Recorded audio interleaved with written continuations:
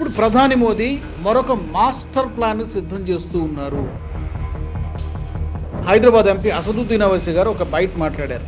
అమిత్ షాను పొగుడుతున్నట్టే పొగిడి, అమిత్ షా లాంటి వ్యక్తి ఏదైనా ఒక క్యాబినెట్ మీటింగ్ పెట్టాడంటే అది ఊరికినే పెట్టరు, దాని వెనక ఏదో పక్కా ప్లానింగే ఉంటుంది. నాకు తెలిసి, ఐ మే బి రాంగ్, నా గెస్ కరెక్ట్ అయితే ఎన్ఆర్సీ త్వరలో తీసుకురాబోతోంది, దానికి అమిత్ షా ప్లాన్ చేస్తున్నారని చెప్పి అసదుద్దీన్ ఓవైసీ హింట్ ఇచ్చారు. సిఏఏ చట్టాన్ని తీసుకొచ్చినప్పుడు ప్రతిపక్షాలు ఎంత పెద్ద కుట్ర చేశాయో మనం చూసాం. దేశవ్యాప్తంగా అల్లర్లు జరిగాయి, ఢిల్లీలో రణరంగం సృష్టించారు. బెంగాల్లో జరిగినంత హింస సిఏఏకి సంబంధించి ఏ రాష్ట్రంలోనూ జరగలేదు. నమస్తే, వెల్కమ్ టు వ్యూ పాయింట్.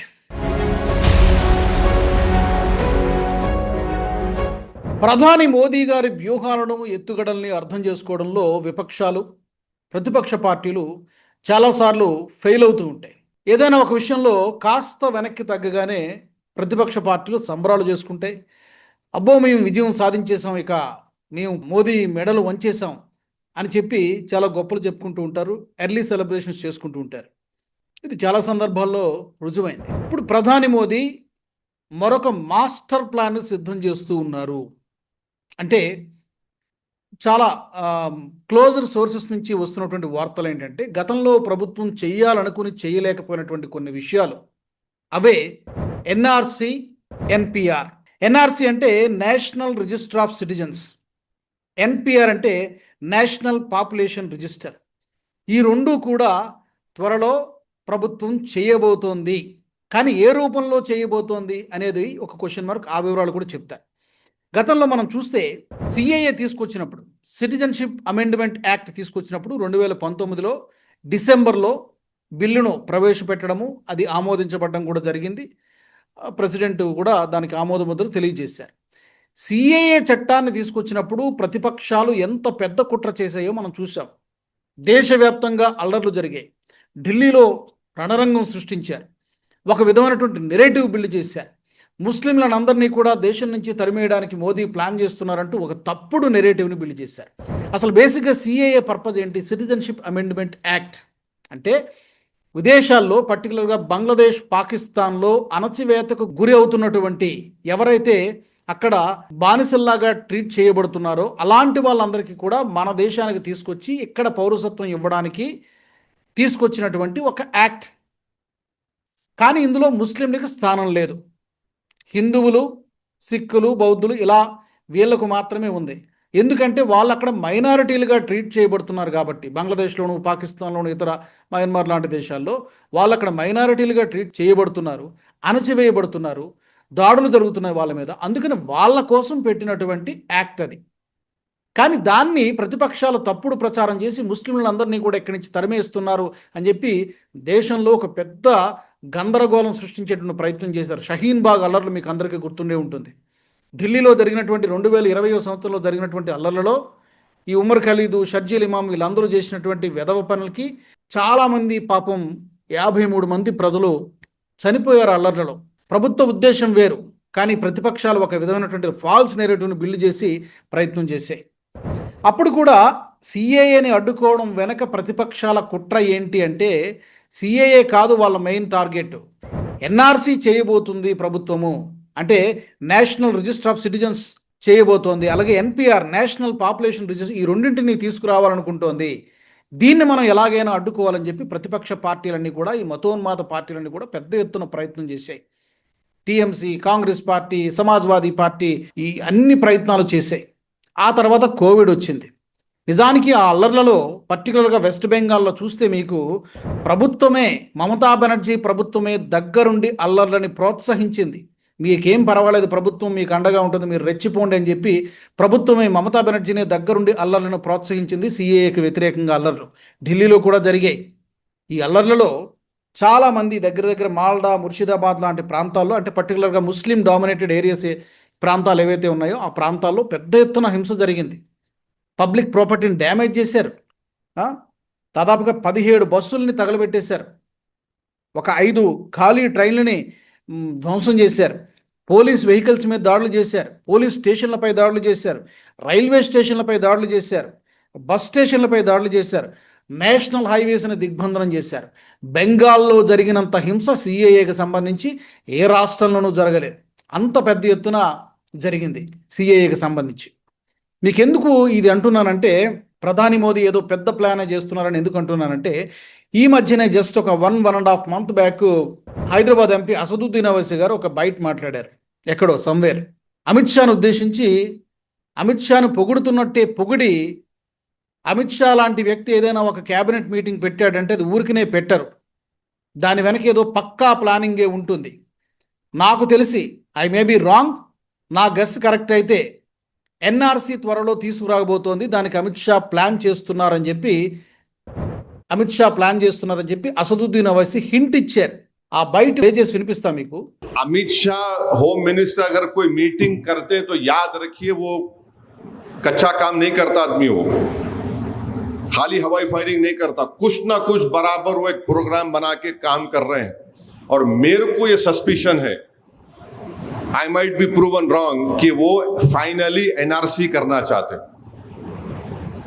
क्योंकि ये high level commission of inquiry है, रिटायर्ड सुप्रीम कोर्ट जज है. अब वो बोल रहे कि जहां पर अचानक आबादी बढ़ गई वो कहीं बाहर से तो नहीं आए, जहां पर अचानक हैबिटेशन बढ़ गया यानी इलाका बढ़ गया, नहीं हुआ. रिटायर्ड सुप्रीम कोर्ट जज को बिठाकर वजीर दाखिला मीटिंग ले रहे हैं. तो इसीलिए मैं कह रहा हूं सबसे, ये एसआईआर एक आसान काम नहीं है, और ये खुल के बोल रहा हूं, ये इंक्लूसिव एक्सरसाइज नहीं है, ये एक्सक्लूजन के लिए बनाया गया है. मगर हम क्या करेंगे, हमको करना है. सुप्रीम कोर्ट, आप जानते हैं सुप्रीम कोर्ट का जजमेंट लॉ बन जाता है. तो इसलिए हम तमाम को मिलकर ये काम करना बेहद जरूरी है.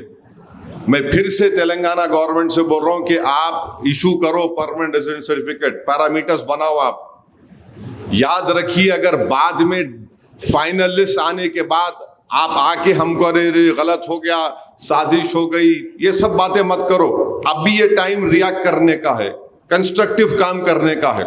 అసదుద్దీన్ ఓవైసీ గారు మాట్లాడినటువంటి మాటల్లో అమిత్ షా అసాధ్యుడు, ఏదైనా చేయగలడు, ఆయన ఏదైనా ఒక మీటింగో ఒక రివ్యూ పెట్టారంటే దాని వెనక పెద్ద స్కెచ్ ఉంటుంది, నా అంచనా కరెక్ట్ అయితే త్వరలో ఎన్ఆర్సీ లేకపోతే ఎన్పిఆర్ అమలు చేయబోతున్నారు అంటే ఇతర రాజకీయ పార్టీలకి లేదా ముస్లిం సమాజానికి, ముస్లిం ఓటర్లకి ముందే ఒక సిగ్నల్ ఇచ్చేశారు అసదుద్దీన్ ఓవైసీ, ఏదో జరుగుతోంది, మనం ముందుగానే అప్రమత్తంగా ఉండాలి. అంటే గతంలో ఎలాగైతే అల్లర్లు చేశామో సిఏఏ తరహాలో వ్యతిరేకిస్తూ ఇప్పుడు కూడా అలాగే మనం చెయ్యాలనేటువంటి ఒక ఇండికేషను, శుతిమెత్తనటువంటి ఇండికేషన్ ముందుగానే హెచ్చరించి పెట్టేశారు. రాజకీయ పార్టీలకి ఒక మెసేజ్ ఇచ్చారు, ముస్లింలోని ప్రజలకు కూడా ఒక మెసేజ్ ఇచ్చారు. కేంద్ర ప్రభుత్వం ఏదో చేస్తోంది, మనం ముందుగానే వ్యతిరేకించడానికి సిద్ధం కావాలని చెప్పకనే చెప్పారు అసదుద్దీన్ ఓవైసీ. సో దాన్ని బట్టి మనకు అర్థమవుతోంది కేంద్ర ప్రభుత్వం ఏదో చేస్తోంది అని చెప్పి. సో ఆ తర్వాత కోవిడ్ వచ్చింది 2020 తర్వాత 21 ఆ ప్రాంతంలో. ఆ తర్వాత ఎన్పిఆర్ ఎన్ఆర్సీకి ప్రాసెస్ అనేది దానికి బ్రేకులు పడిపోయాయి. సో చాలామంది సంబరాలు చేసుకున్నారు, ఆగిపోయింది, మనం విజయం సాధించాం కేంద్ర ప్రభుత్వంపై అని చెప్పి చాలామంది జబ్బలు తరుచుకున్నారు. సో ఇప్పుడు మరొకసారి ఆ ప్రయత్నం జరుగుతోందా? అస్సాంలో నిజానికి ఎన్ఆర్సీ తయారు చేసే ప్రయత్నం జరిగింది, కానీ అది కూడా పూర్తి స్థాయిలో జరగనివ్వలేదు. ఇప్పుడు రీసెంట్గా ఇండిపెండెన్స్ డే స్పీచ్ సందర్భంగా మోదీ గారు కూడా ఒక మాట అన్నారు. ఏంటంటే అది కాకతాళీయంగా అన్నట్టు అనిపించినా కూడా రాబోయే 5 నుంచి 7 సంవత్సరాలలో చాలా కీలకమైనటువంటి మార్పులు జరగబోతున్నాయి, గడిచిన 70 సంవత్సరాలలో జరగనటువంటి కొన్ని పనుల్ని చేయబోతున్నాము అనేటువంటి ఒక హింట్ ఇచ్చారు. దాని అర్థం బహుశా ఇదే కావచ్చు, ఎన్ఆర్సీ కావచ్చు, లేకపోతే ఎన్పిఆర్ కావచ్చు. ఎన్ఆర్సీ అంటే ఏంటి అంటే బేసిక్గా సింపుల్, ఒక లైన్లో చెప్పేస్తా. ఎన్ఆర్సీ జరిగితే బంగ్లాదేశీలు, రోహింగ్యాలు గుర్తించబడతారు. ఎంతమంది ఉన్నారు ఏంటి లెక్కలన్నీ కూడా తేలిపోతాయి, కోట్ల మంది ఉంటారు. సో ఎన్ఆర్సీ జరిగితే జరగబోయే మంచి అది, బంగ్లాదేశీలు, రోహింగ్యాలు అవుట్. ఇక ఎన్పిఆర్ జరిగితే ఏమవుతుందంటే విదేశీయులెవరు, స్వదేశీయులెవరు, భారతీయులెవరు, భారతీయులు కానివారు ఎవరు, ఈ లెక్క తేలిపోతుంది ఎన్పిఆర్ ద్వారా, నేషనల్ పాపులేషన్ రిజిస్టర్ ద్వారా. నిజానికి 2 జరగాల్సిందే. ఎందుకంటే మన దేశంలో ఉండడానికి భారతీయులే ఉండాలి, వాళ్ళే అర్హులు. లేకపోతే ప్రభుత్వం అనుమతించినటువంటి శరణార్థులు ఎవరైనా ఉంటే కొద్దిమంది ఉండవచ్చు. అంతేగాని లెక్క డొక్కా లేకుండా ఇష్టం వచ్చినట్టు మేము ఇక్కడే సెటిల్ అయిపోతాం, పందికుక్కల్లాగా తింటామంటే కుదరదు. ఇది కొన్ని దశాబ్దాలుగా ఇదే నడిచింది. ఇక మీదట జరగకూడదు అనేటువంటిది ప్రభుత్వ సంకల్పం. దీన్ని అడ్డుకునేటువంటి ప్రయత్నం చేస్తున్నాయి కొన్ని మతోన్మాద రాజకీయ పార్టీలు, స్వార్థపూరిత రాజకీయ పార్టీలు, ఓటు బ్యాంక్ పాలిటిక్స్ చేసేటువంటి పార్టీలు. మరి ఈసారి ఎలాగైనా చేసేటువంటి అవకాశం కనిపిస్తోంది. ఎందుకంటే నిజానికి యాజ్ పర్ కాన్స్టిట్యూషన్ ఒక చట్టం ఉంది. 1955 పౌరసత్వ చట్టం ప్రకారం చూస్తే సెక్షన్ 14A ప్రకారము ప్రభుత్వము ప్రజల యొక్క రిజిస్టర్ని మెయింటైన్ చేయాలి. అంటే ఎంతమంది మన భారతీయులు ఉన్నారు, ఎంతమంది ఇతర దేశాల నుంచి వచ్చి ఇక్కడ అక్రమంగా సెటిల్ అయిపోయినటువంటి వాళ్ళు ఉన్నారు, వీళ్ళందరి లెక్క కూడా ఒక రిజిస్టర్ మెయింటైన్ చేయాలి. దీనికోసం నేషనల్ రిజిస్టర్ ఆఫ్ ఇండియన్ సిటిజన్స్ని, ఒక అధికారిని, ఒక వ్యవస్థని నియమించాలి. కానీ అది చేయలేదు గత ప్రభుత్వాలు. నేషనల్ రిజిస్ట్రార్ అనేటువంటి ఒక సిస్టమ్, ఒక వ్యక్తి ఉండాలి, ఆఫ్ ఇండియన్ సిటిజన్స్ని ఒక వ్యక్తి ఉండాలి. కానీ ఇది ఇంతవరకు కూడా అమలు చేయడం లేదు. ఇప్పుడు చేసే ప్రయత్నం జరుగుతోంది. అయితే ఏ విధంగా జరుగుతోందంటే ఈసారి సెన్సస్ జరుగుతోంది, జనాభా లెక్కల ప్రక్రియ జరుగుతుంది. సెన్సస్లో కొన్ని ఎక్స్ట్రా క్వశ్చన్స్ని యాడ్ చేయడం జరిగింది. అంటే గతంలో 2011 సెన్సస్ ప్రకారం చూస్తే 29 ప్రశ్నలు ఉండేవి. ఇప్పుడు సెన్సస్ ప్రకారం చూస్తే 40 ప్రశ్నలు కొత్తగా యాడ్ చేశారు. అంటే 11 క్వశ్చన్స్, ఎక్స్ట్రా క్వశ్చన్స్ ఇందులో యాడ్ చేయడం జరిగింది. ఈ క్వశ్చన్స్ ఏంటి అంటే గతంలో లేవు ఇవి. మైగ్రేషన్ డీటెయిల్స్, గతంలో ఎక్కడ పనిచేశారు, ఇప్పుడు ఎక్కడ పనిచేస్తున్నారు, ఈ మైగ్రేషన్ డీటెయిల్స్ ఏంటి, ఎక్కడి నుంచి ఎక్కడికి, ఏ రాష్ట్రం నుంచి ఏ రాష్ట్రానికి మూవ్ అయ్యారు, mobile number, passport details, permanent address, present address, Aadhaar card, voter card, ఇంకా ఈ వెహికల్ రిజిస్ట్రేషన్ నెంబర్లతో కలుపుకొని మొత్తం వీళ్ళ తాలూకు మైగ్రేషన్, ఏ సంవత్సరంలో ఎక్కడున్నారు, ఏ స్టేట్లో ఉన్నారు, ఏ సంవత్సరంలో ఎక్కడ షిఫ్ట్ అయ్యారు, ఎక్కడ పనిచేస్తున్నారు, పర్మనెంట్ అడ్రస్ ఏంటి, ప్రజెంట్ అడ్రస్ ఏంటి, ఈ లెక్కలు మొత్తం కూడా ఈ 40 ప్రశ్నల్లో ఉంటాయి. గతంలో ఇదంతా కూడా లేదు. ఓన్లీ 29 క్వశ్చన్స్ ఉండేవి. ఇప్పుడు మరొక 11 క్వశ్చన్స్ అదనంగా యాడ్ చేయడం జరిగింది. సో ఈ రూపంలో, ఈ సెన్సస్ రూపంలో ఎడిషనల్ డేటా ప్రభుత్వం తీసుకోబోతోంది అనేటువంటిది ఒక ఇన్ఫర్మేషన్ ఈ 40 క్వశ్చన్స్ ద్వారా. తద్వారా నెక్స్ట్ ఎన్ఆర్సీకి గ్రౌండ్ ప్రిపేర్ అవుతుంది. అప్పుడు ఈజీ అవుతుంది ప్రభుత్వానికి ఈ ఎన్ఆర్సీ అనేది తయారు చేయడము అనేది ఇప్పుడు ప్రస్తుతం వినిపిస్తున్నటువంటి లెక్క. బట్ ప్రభుత్వం మరి ఇదే చేయబోతోందా? నిజానికి ఇది చేయాల్సినటువంటి అవసరం, ఇట్స్ హై టైం. ఎందుకంటే మన దేశంలో భారతీయులు మాత్రమే ఉండాలి. భారతీయులు కానటువంటి వాళ్ళకి ఇక్కడ స్థానం లేదు.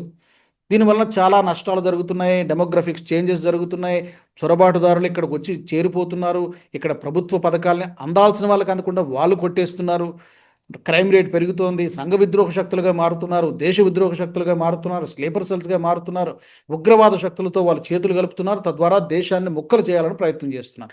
వీటన్నిటికీ కారణం ఎవరు? మన దేశానికి చెందినటువంటి వ్యక్తులు కాకుండా చొరబాటుదారులు విధ్వంసం సృష్టిస్తున్నారు. కాబట్టి వీళ్ళని గుర్తించాల్సిందే. బంగ్లాదేశీ చొరబాటుదారులు, మయన్మార్ చొరబాటుదారులు ఎవరైనా సరే వాళ్ళని గుర్తించి ఈ ఎన్ఆర్సీ చేసి తీరాలి, ఎన్పిఆర్ జరగాలి. ఎస్ఐఆర్ చేసినప్పుడు ఎంత గగ్గోలైతే పెట్టాయో ఈ పార్టీలన్నీ కూడా ఇప్పుడు కూడా డెఫినెట్గా అదే తరహాలో అంతకు మించి కూడా వీళ్ళు గగ్గోలు పెడతారు. బట్ ప్రభుత్వం చేసి తీరాలని మనం మనస్ఫూర్తిగా కోరుకుందాం. మరి మీలో ఎంతమంది ఎన్ఆర్సీని సపోర్ట్ చేస్తున్నారు? నేషనల్ రిజిస్టర్ ఆఫ్ సిటిజన్స్ ఎంతమంది ఎన్పిఆర్ని సపోర్ట్ చేస్తున్నారు?